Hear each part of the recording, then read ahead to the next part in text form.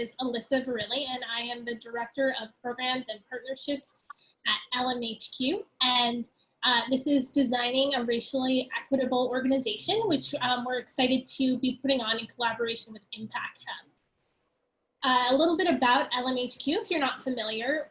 LMHQ stands for Lower Manhattan Headquarters, and we are a collaboration work, meeting, and event space based in Lower Manhattan. We were founded in 2015 by the Alliance for Downtown New York as a community space for the creative and professional community that's located there. But of course, now that we are virtual, that community expands far beyond Lower Manhattan, the 5 boroughs. We're in states and countries across the world. So if you are interested in becoming more involved in our community, we'll be sending some follow-up information.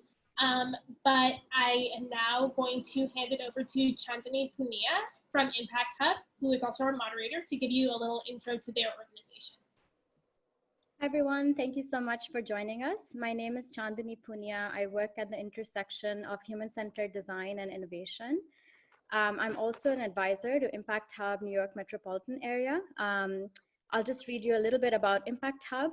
We are a nonprofit that supports entrepreneurs and change makers through programs designed to help impactful ideas succeed. We work in the New York area, more broadly in Manhattan, Queens, Newark, and also Morristown, New Jersey. We are a global association of entrepreneurial communities. Impact Hub is in 100 cities and more than 50 countries.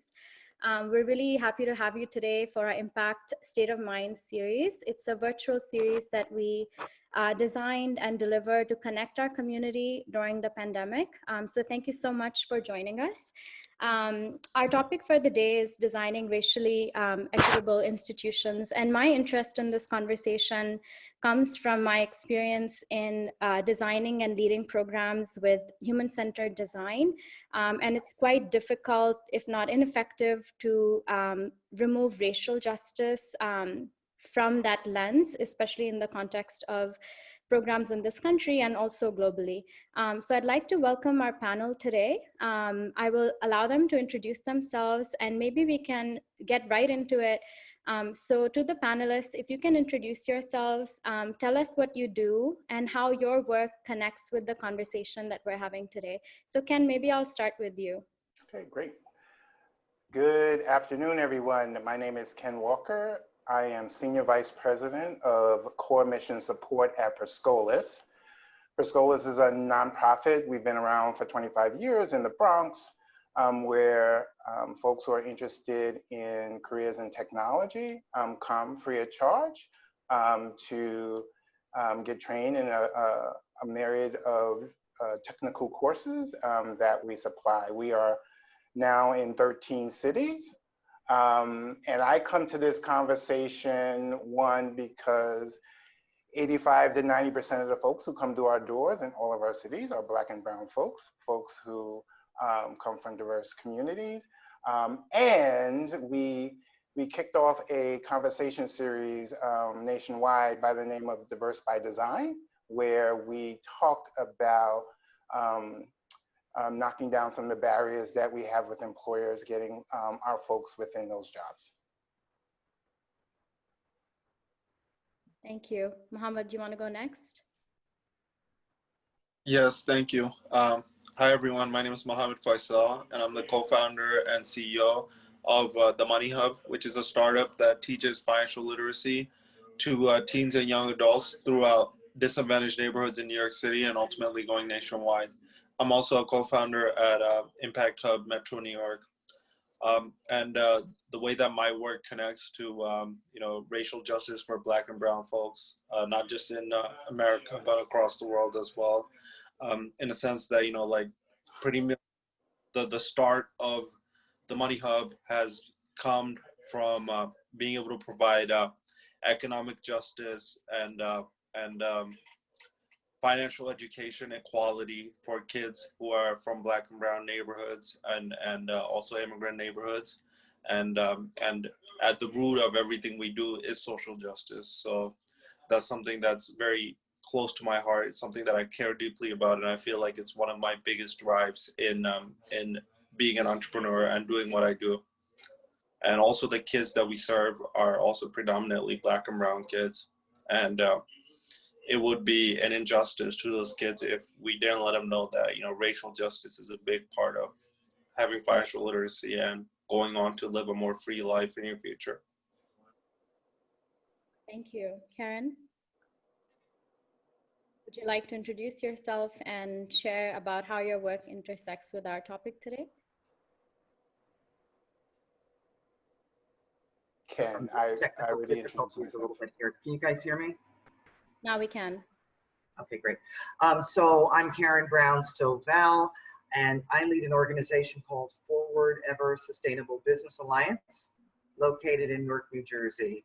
I'm going to start with the reason why I am inspired by this work and this particular conversation. We are the third oldest city in this nation.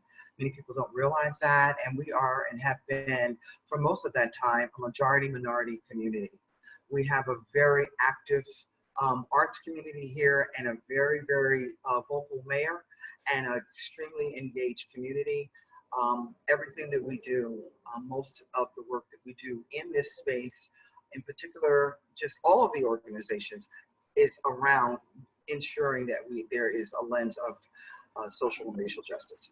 So Forward Ever is a local first organization that, in local first meaning, we advocate for local first consumer patronage for small, local, independently owned businesses. We are the first urban affiliate of an org called Bali, which is now actually referred to as Common Futures, where we are giving people a rebate, annual rebate, or a property tax credit for shopping with businesses in our program. So what we're doing is we're giving people incentives for coming to Newark to eat, to play, to stay, to support our businesses, and to give them the visibility that they might not have, in that they are small, local, independent businesses, and most of them are first generation. That happen to be owned by majority minority individuals and or women. And we give them that space and we give them the resources so that they can compete.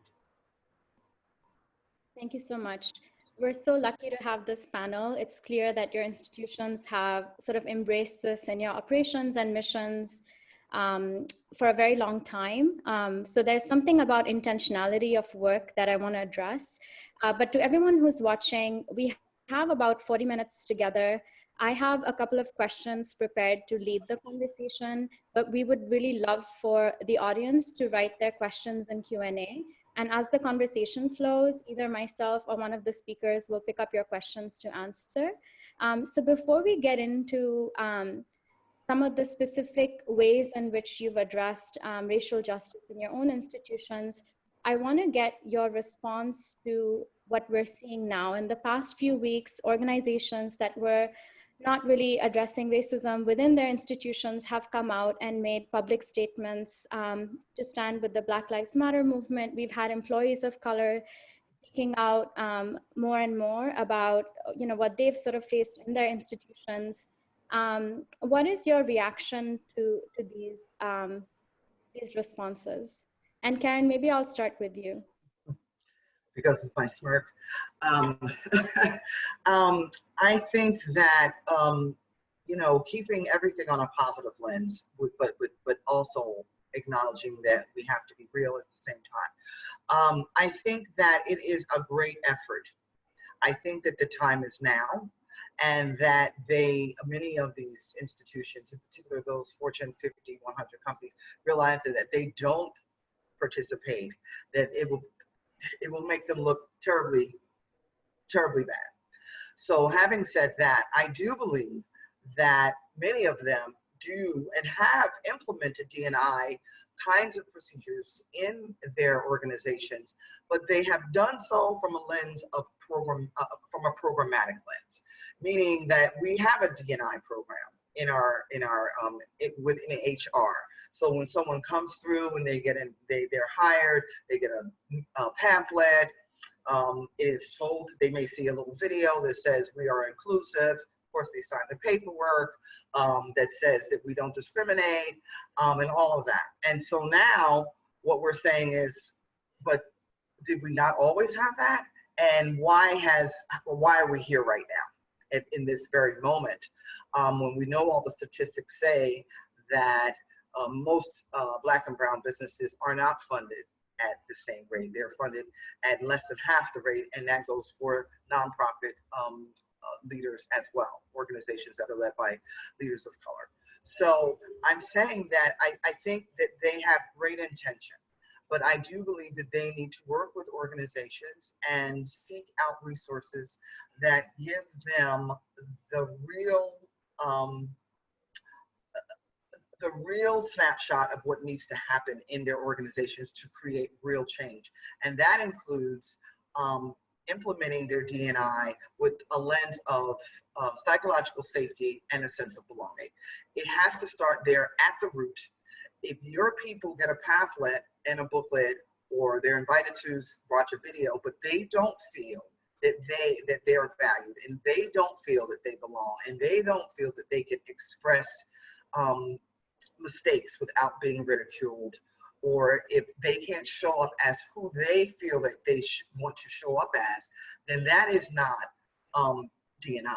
That is programmatic, having a program that says that you've checked the box and that you have diversity and inclusion as part of your mission, if you will. So I hope that these organizations will invite organizations that do this for a living, that will include the sense of belonging and psychological safety at the root of their D&I programs at this point.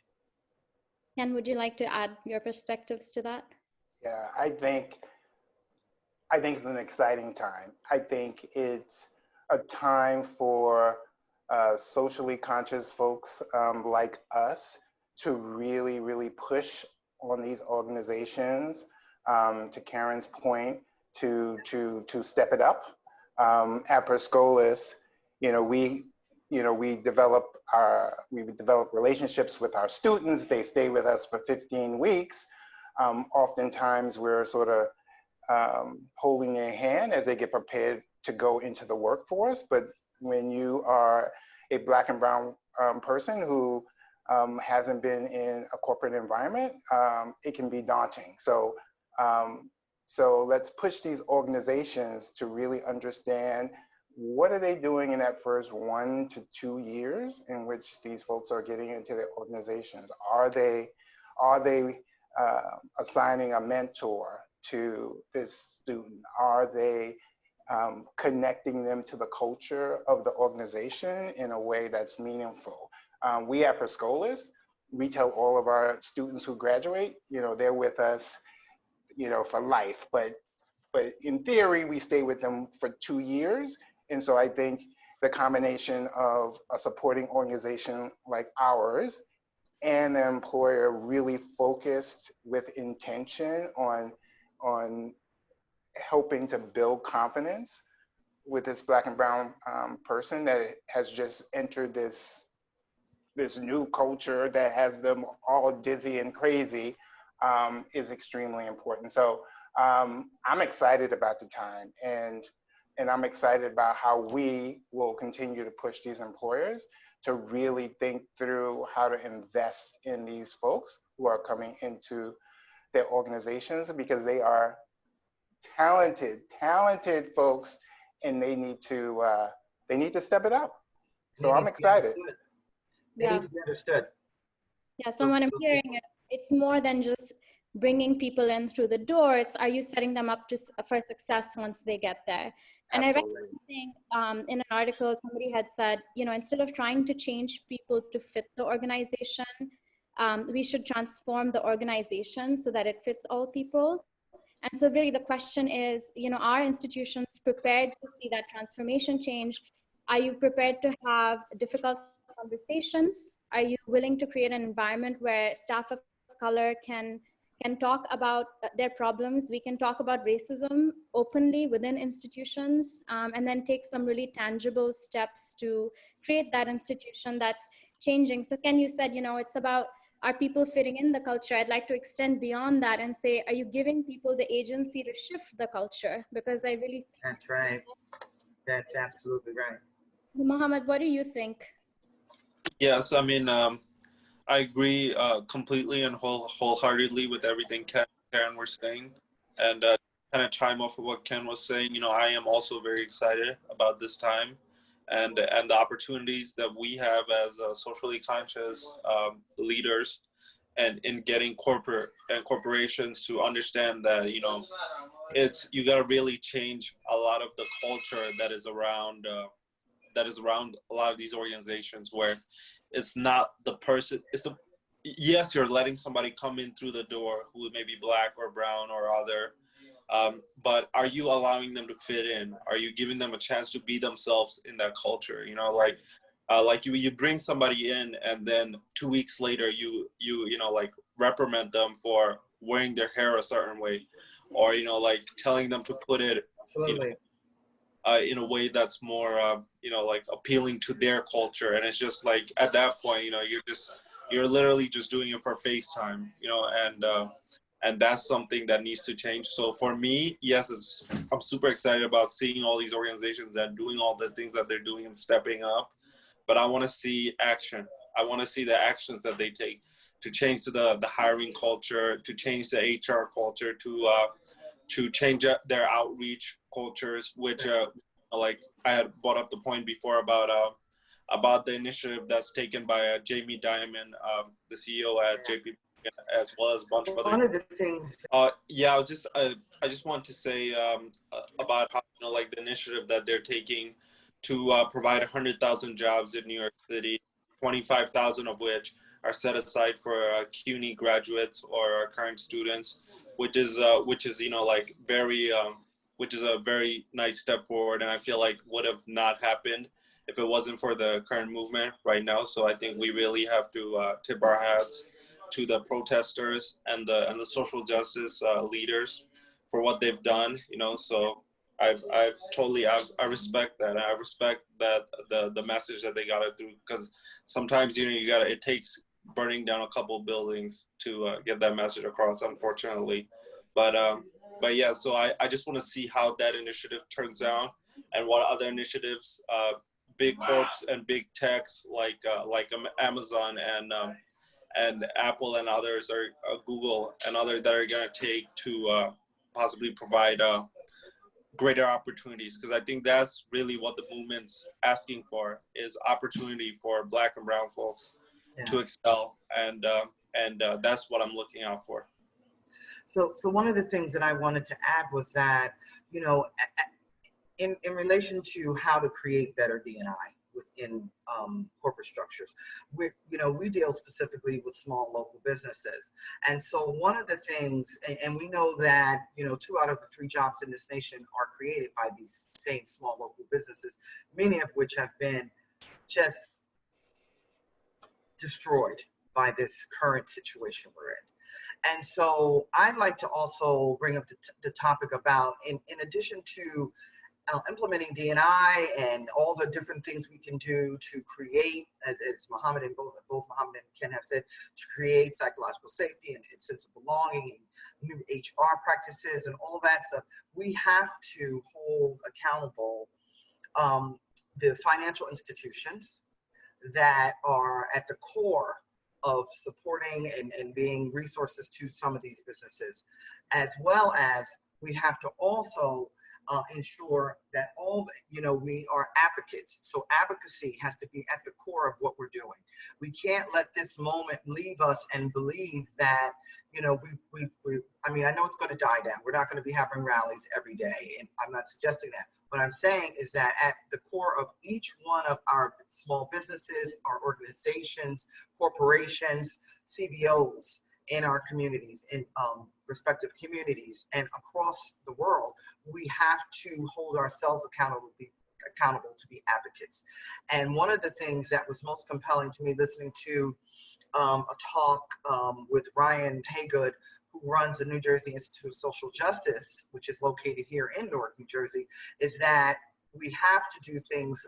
For example, he worked with a corporation, a local corporation, when they were trying to ban the box on the applications. So that means that you don't have to check that funny box that said that you were or were not a felon, that made you feel like, oh, it didn't matter. But if it didn't matter, then it obviously wouldn't be on the application, right? So now the box is banned. So that kind of work at its core has to also be a part of what we're doing, and that we continue to do, and that we stay steadfast when it comes to creating policies and implementing policies, and then making sure that we're aware of new policies that are coming our way that we can become a part of as part of our work that we do every day, and holding those financial institutions so that PPP, that fiasco, that debacle, that thing that happened, that had it not been for a lot of community-based organizations screaming and yelling and saying, our people aren't being served. The reason why they're not being served is because of the policies that are in place right now. Even when we went to go apply, they said to me, do you have a banker? And I said, I have a bank. I don't know what you mean by a banker. Like, you know what I'm saying? I mean, I don't have a personal banker I go into when we go make business transactions in our local bank, but we shouldn't have to in order to benefit from a federal program that assumes that these things are in place in order for us to participate fairly. So that's what I'd like to, wanted to add or to advocacy. Yeah, thank you for saying that. There's, on the topic of finance, I read a quote from a big foundation based on the West Coast that said, and I'm quoting, racial equity is not the cause of this moment, it is the issue of our time. In every action you take, you have an opportunity to apply this lens. So I think this resonates and follows really well from what you're saying, Karen. It's not just about the quick D&I program and hiring and recruitment and even advancement of Black and Brown employees within institutions, but it's almost like a systems level change that needs to happen, some root cause issue action that needs to take place. And we're not going to get there if systems continue to exclude the people who should be part of the conversation. So somebody like you shouldn't need a banker in order to benefit from a program, because if that program was designed with everyone in mind, you wouldn't have these policies that kind of prohibit or deny access to opportunities and markets. And for me personally, this is how the human-centered design work is so connected to racial justice. Questions come up around, well, who are you designing for? Whose opinion matters? Who are you including in the room? Who is making the decision? So I think that work is so well connected. So I really love what you said, but maybe I can segue on the topic of finance to Mohammed. And maybe we can get into some sort of tangible ways in which each of you have worked to promote racial justice within your institution. So why don't, Mohammed, we start with you. You gave us a sense of what your organization does, but maybe you can go a little more in depth with that and why the work that you do is so important. Yes. So on the side of impact, like one of our biggest thing is to get the next generation, which is, like Gen Z-ish and some millennials who, are just like about, like getting them into the mobile finance or banking institution, because a lot of the times these kids are, using everything for their phone. They know how to use their phones in ways that we don't. But when it comes to, like having a budget or being able to use Zelle or, like PayPal or Venmo or something like that, a lot of times they don't necessarily use it to that extent. So our job is to get them into the mobile side of banking. That's one of our objectives that, kind of relates to what Karen was talking about financial institutions, and then also getting them to be, to have bank accounts from early on, to build their savings, to understand that, that money now doesn't just have to be money that, like by now, I mean, like when they're 18, 17 years old, or even 19, 20 years old, like they could still start saving at that point or investing at that point. Investing also something that, like it's being democratized, as said by many of these organizations like, like Robinhood or Stash, but at the same time, is that access actually getting to the Black and brown kids, teens and young adults who, you know, may not know it from, you know, just going to college and stuff like that, or, you know, having access to that network, you know, and that's really the value of college, of, you know, having access to a network of other kids who are, you know, may know things that you don't, or have access to information that you don't. And that's something that I feel like is very unfair. And that's something that we're trying to address in once again, allowing opportunities to be accessible and available for everyone, and not just, you know, not just the kids who are wealthy or come from better background, or where their parents or their small business in their neighborhood have a better relationship with the bank of that neighborhood. You know, I saw data recently of like that the PPP loan, you were more likely to get it if you're from a white neighborhood, if you're doing business in a white neighborhood. So basically it's saying that, you know, businesses in Black and brown neighborhoods were not likely to get it.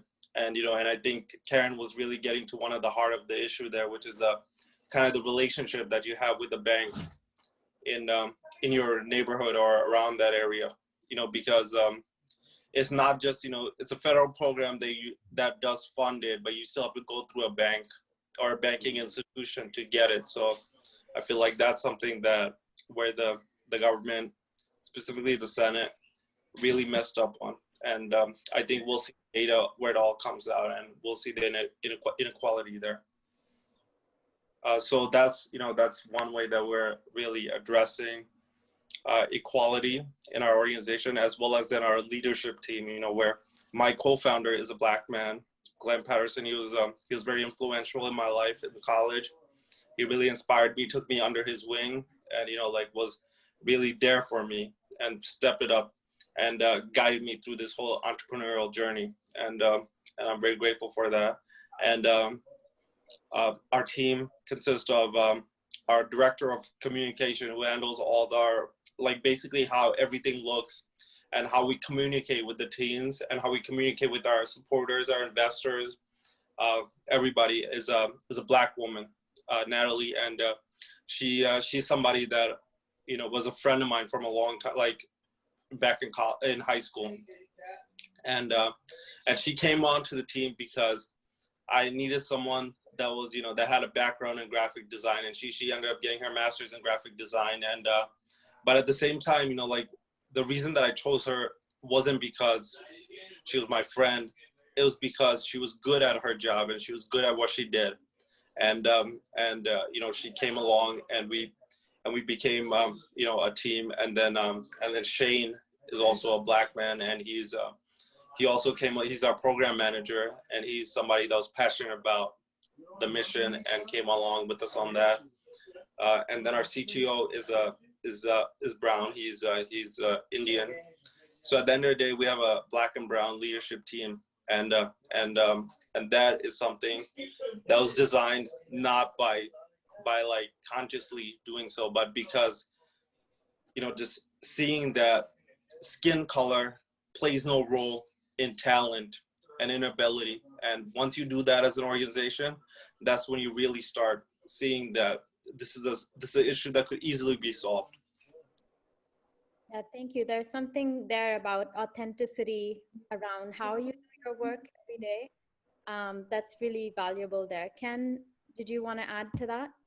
Yeah, I think in the case of Scholas, so I kicked off the conversation by saying 85 to 90% of the folks who come to our doors are Black and brown. So in 2016, we kicked off a national conversation with organizations who would be hiring our talent, and we started to question some of their HR practices. You know, initially it was, you know, we really, you know, these organizations were telling us we really need people who have 4-year degrees, or we need, you know, people, you know, from, you know, these great organizations. And you know, our point is, technology organizations need talent. There's a skills gap in the US.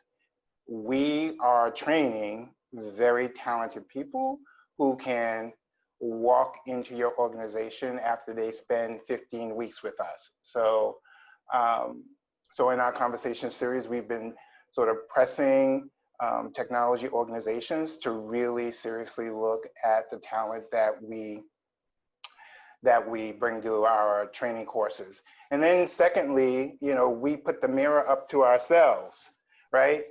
So self-awareness, looking at the language that we use when we talk about the students who come through our doors, thinking about how we as an organization, we're 200 folks, how do we sort of think about race issues and inclusion issues, et cetera. So we kicked off a conversation series, which we have on a quarterly basis, where we bring all our staff together, called Inclusion by Intention.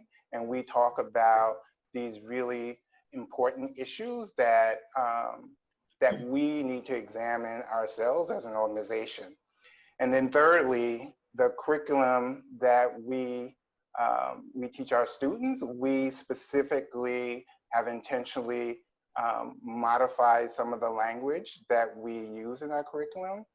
And we speak to our students about what they should expect when they go into these organizations. And we talk about race issues, and we talk about, you know, women in technology, and you might walk into a room filled with men, but we're going to give you the tools in which you'll need to be successful. So we talk to employer partners, we've examined ourselves, and we've changed the language, and we've modified our curriculum to really meet this time in which race is on the table. And I think we can really get our talented folks into these organizations in more significant numbers.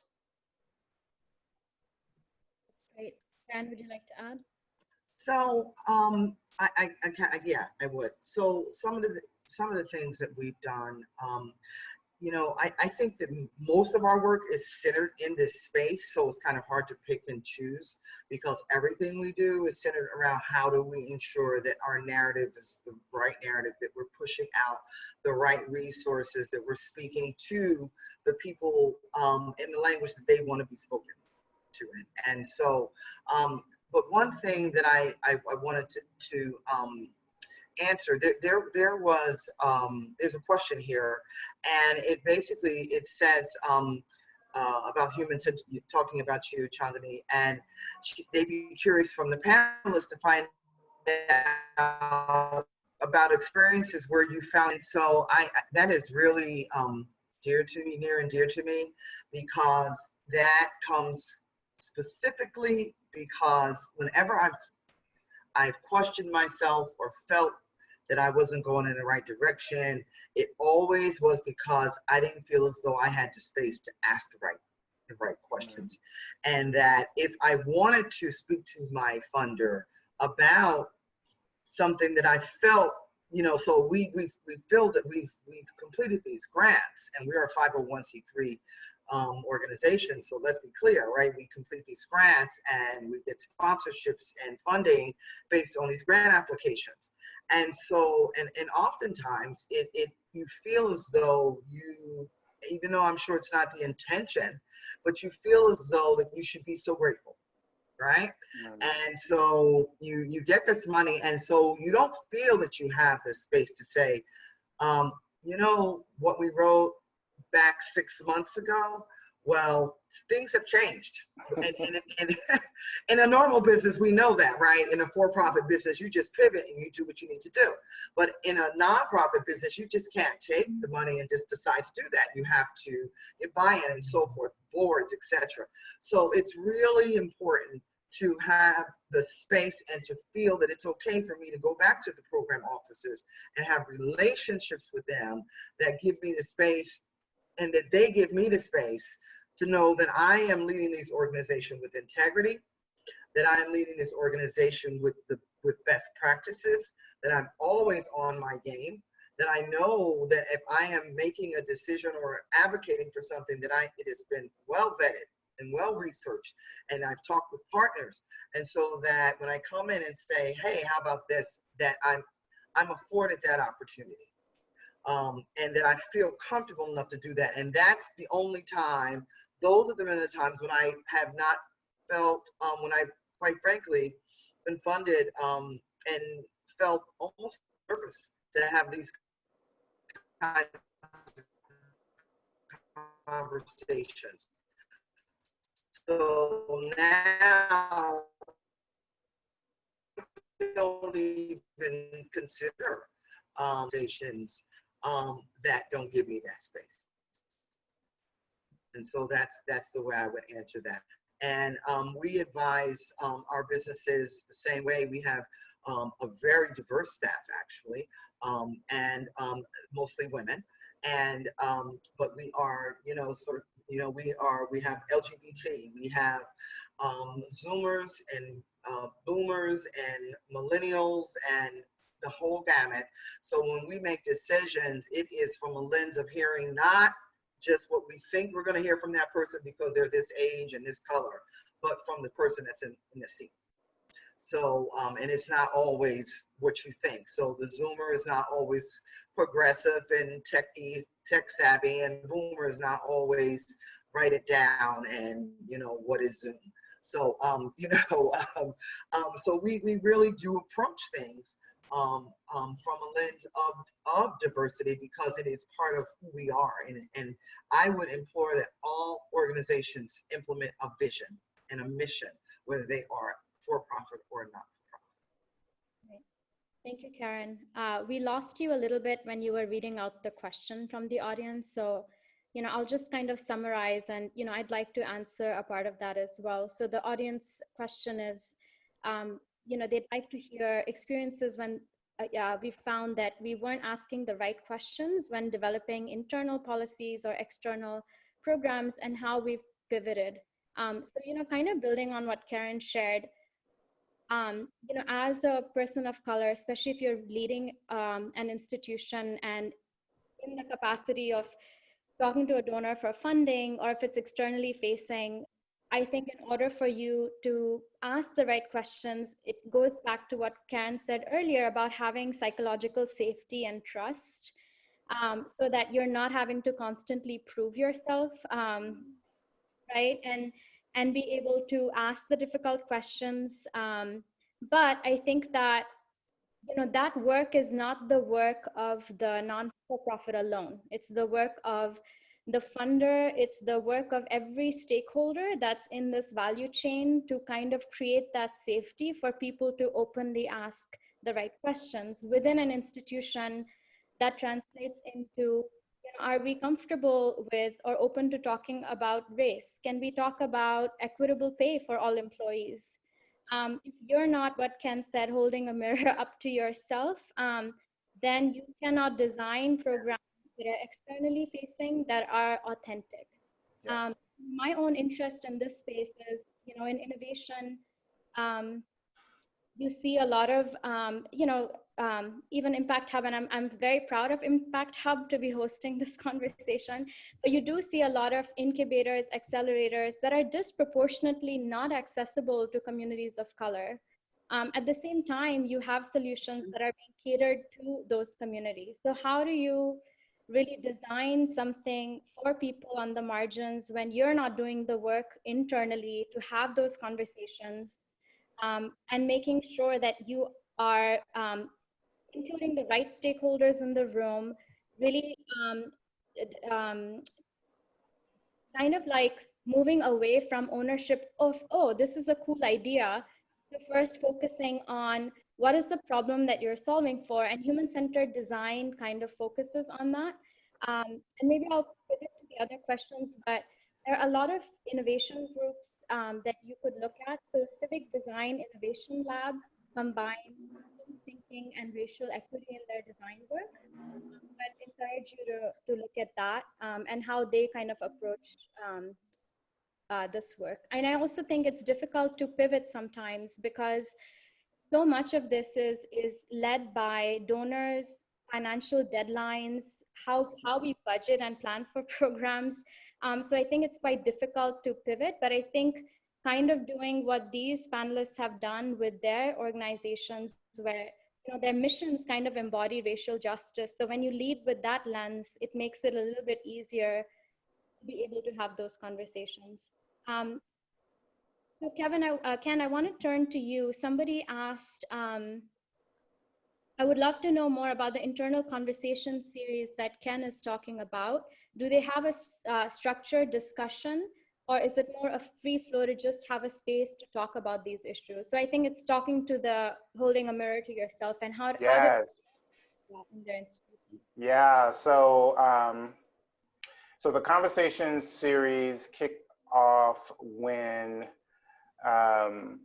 the police officer went into the employee at PwC in Dallas, if you guys remember that story, and the white female cop killed him. And so after that incident, we kicked off our first conversation around covering in the workplace, imposter syndrome. We've talked about LGBT issues, and our last conversation was around race. So the answer to your question is, it is structured for the first 15 minutes. The last time we had panelists of leaders from all of our locations who were answering questions from the staff. But yes, it is structured. We've sent out questions before the session, and we've also asked employees. We have a diversity assessment tool that we use internally by the name of Pluto, where you can submit questions anonymously, because sometimes people don't always want everybody to know what's on their mind. But it does give employees an opportunity to talk and share. And it's proven quite effective. And what I mean by that is it has encouraged more small group conversations within the organization around some of these really difficult conversations.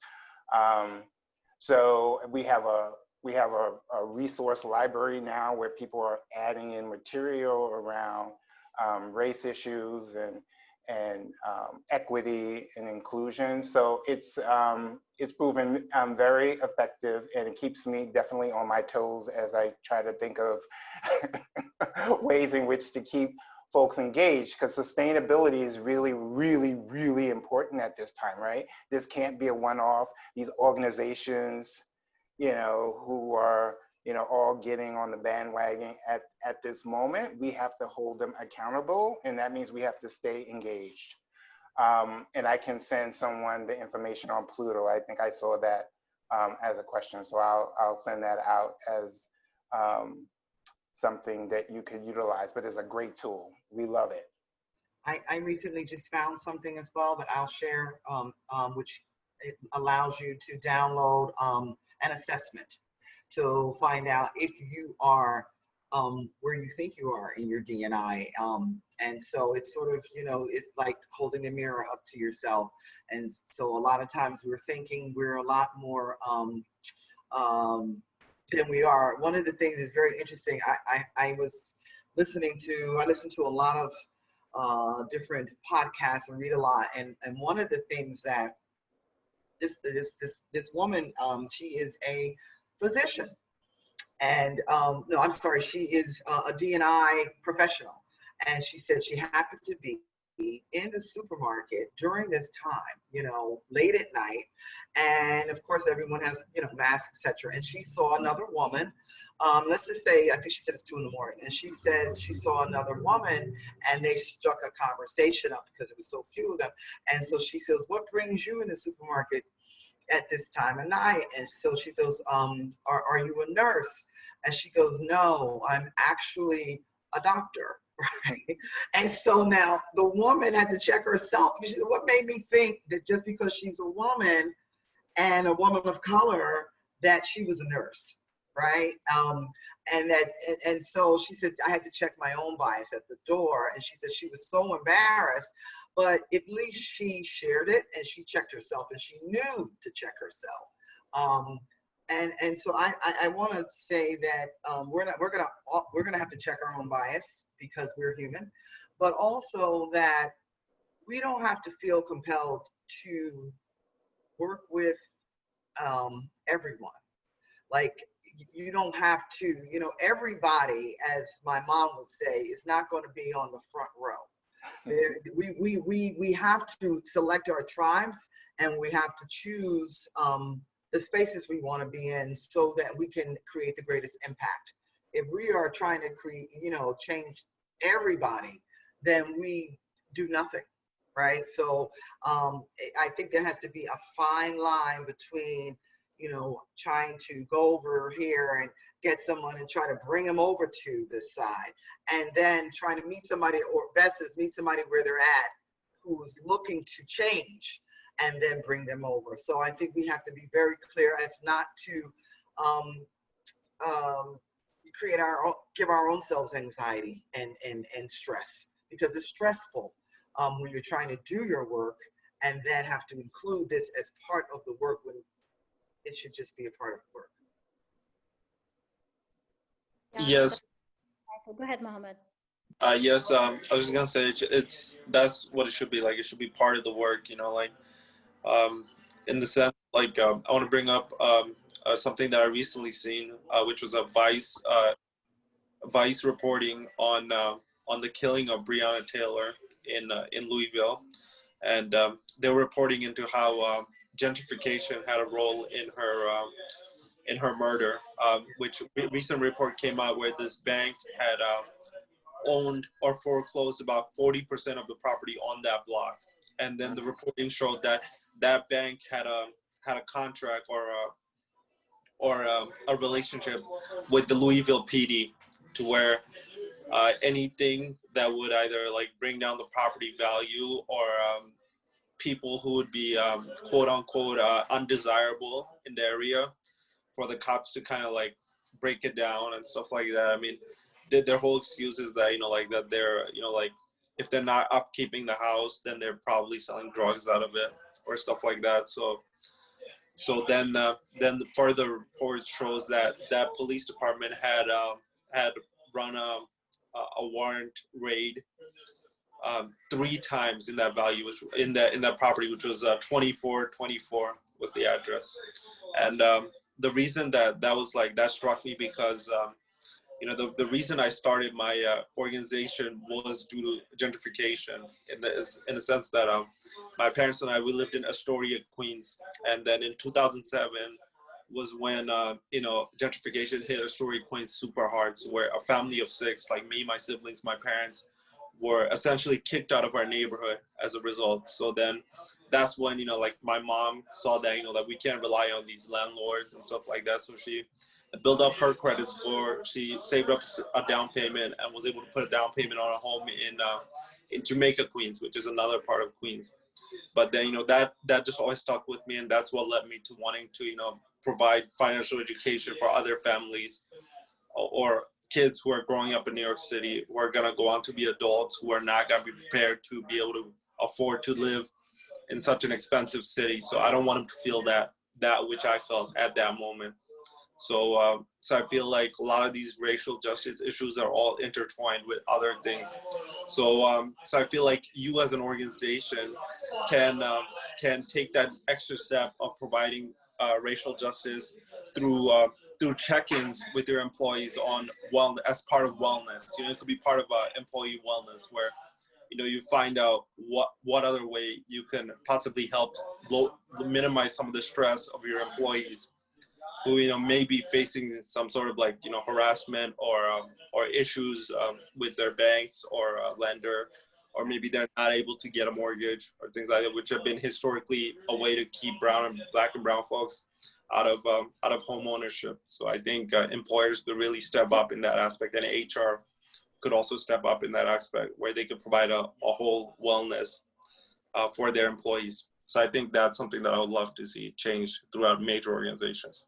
That was something that came out recently, Mohammed. McKinsey put it out saying that actually, I just read it, 33%, you have a 33%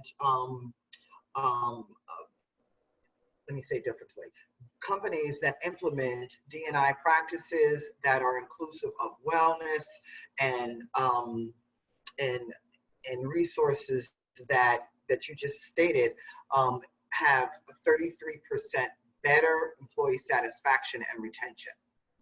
So I think, you know, a lot of the, you know, it's almost like, you know, it doesn't make sense, because if you treat people better and you make people feel more included and so on and so on and so forth, then of course you have less turnover, and of course you people are more satisfied, and so on and so forth, right?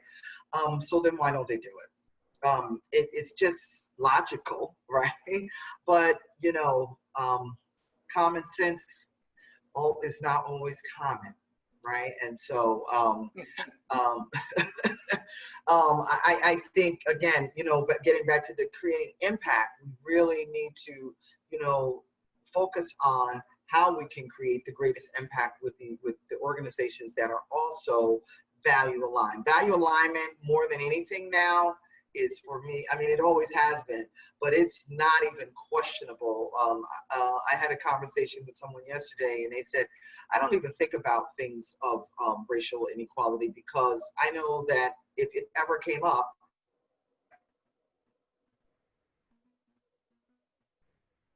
like, it's not even on the table to have a conversation about it. We're not trying to convince you. Right. Yeah, I think that's powerful. I mean, certainly the conversation needs to move away from why to how. And I'm glad we had this time together to have some of the tools. There's something you said about acknowledging our own biases. So even for me as a South Asian immigrant, I'm still in the process of learning. And I think it's very important for each of us to acknowledge that. I don't think any one person has the answer. I think it's community-led solutions. South Asian communities have to confront their own anti-Blackness. There's a lot of model minority issues going on where, you know, we're not at all crediting the civil rights movement to us South Asians immigrating in this country. And it's usually, well, we did it based on our merit and our talents, which is true. But, you know, how can even the door had to be open. Yeah, how do you know, how can even minority groups kind of acknowledge their own biases in their own groups? And so there's actually a really good resource that I'll mention. It's called Equality Labs, and it's designed for South Asians to just learn more in acknowledging their bias. They have a whole list of toolkits that are available, and we'll type it in chat as well, that I think would be helpful. We have just 5 minutes left. And so, you know, there's a question here from Roxanne around how can funders and government partners help community-based organizations to address racial and economic justice in their neighborhoods and communities? And I'll end with this question because I know, Karen, when we were doing the prep for this call, we talked a lot about policy level changes that need to happen. So why don't I end with this question, and perhaps each of you can chime in with what role government can play in this space. Did you want to start, Ken or Karen? Oh, I was going to let Ken, because I had just finished. Go ahead, Karen. Go ahead, Karen. What role can government play?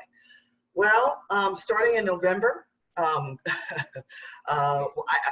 trying to be nice. Be nice. Because we're a nonprofit organization and we're not supposed to talk about that kind of stuff. But on a serious note, I think on the government, all things happen local.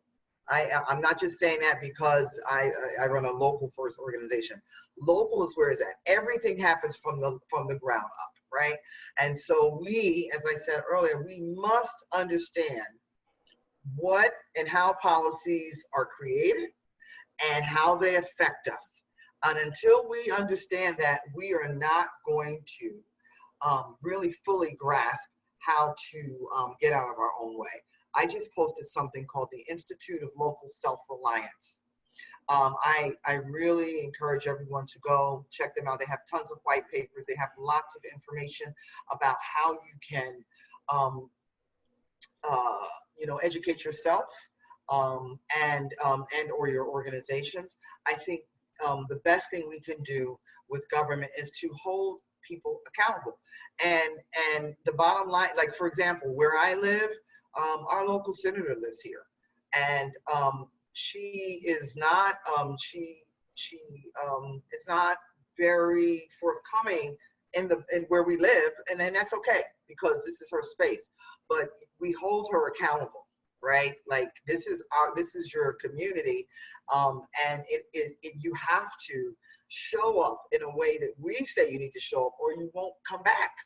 And I think we have to be very willing to have conversations, and then we also need to understand what it means to possibly consider running for office.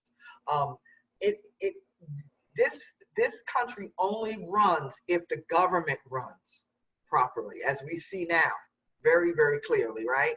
And so it's not a matter of us just, we have people that have been in their seats for 55 years, and it's just sort of like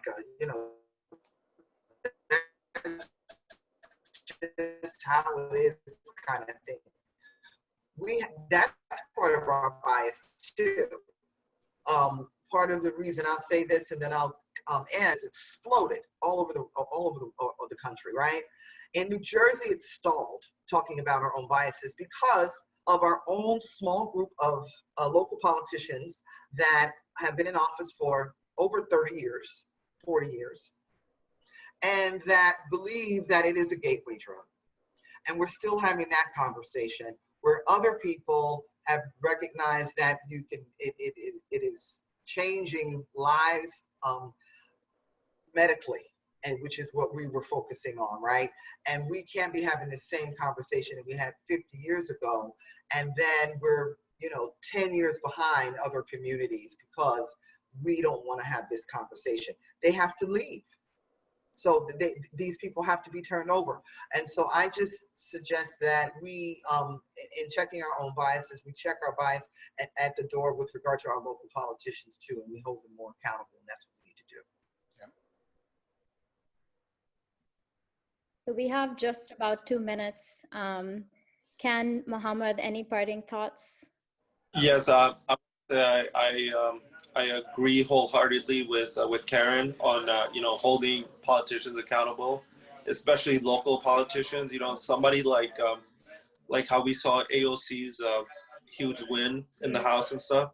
She went up against an incumbent who doesn't even live in the district, which is half Queens and half Bronx, and he was just in office because the people who live here, the local folks, they kind of forgot that he's supposed to be a public servant for us, and so he didn't even give a shit. He wasn't even in his in the district. He never showed up for anything, nothing like that, and we just kind of felt like that we didn't have a representative there. And now with AOC in office and her winning, it was just she just went out and she spoke to real folks and she showed that she cared, and it happened. So I feel like a lot of that is happening where a lot of local politicians are waking up to where it's now they're actually being challenged by formidable candidates. So I think so in the sense that what can government and other nonprofits or foundations do? Fund grassroots organizations. That's my biggest thing. Get money out there. When the government bails out big companies is to look at as it's a must. But when they try to help out Black and brown folks, it's looked at as handouts or socialism, and it's not. It's just treating businesses and folks equally, and at the end of the day, that's what it comes down to. Yep. We want equal treatment. Yes, I agree. Fund the organizations that are doing the work in the communities who are having impact. We the people need to hold our government officials accountable, and we got to push them. And so my CEO said a couple of weeks ago, we're screaming now, we got to scream louder. This moment is so incredibly pivotal to make significant moves forward. We have to seize it. Right. Thank you so much for a great conversation, for the questions. I hope that Impact Hub can continue to hold these conversations. Maybe I'll just end with something that I had read. A friend of mine whose child is enrolled in the school, the head of the school sent this note to all parents, and it really resonated with me, and I think it connects really well with the question that we just answered. So maybe I'll just end with that. It said, from the head of the school, the reality of racial oppression is more familiar than any virus, but it too is a pain that multiplies, particularly when perpetrated by some of the very people and institutions who are sworn to serve and protect. So I'll just leave with that thought. And I hope that you found this conversation useful. We will try to share the resources that were mentioned here and look forward to seeing you all in future conversations. Thank you so much. Thank you. Thank you.